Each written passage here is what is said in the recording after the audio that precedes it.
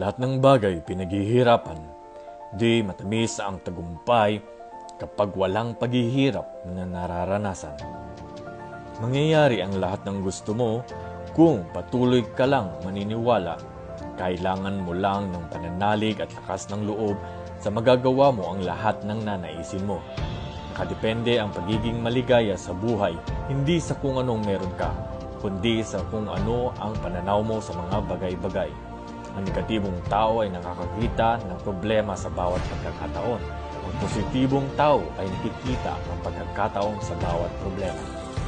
Lahat ng problema ay nasusolusyonan. Kailangan mo lang tumayo at harapin yung mga bagay na dapat dati mo pa harapin. Ang tunay na sekreto sa tagumpay ay pagsisikap at patuloy na pagbangon sa bawat pagkakamali.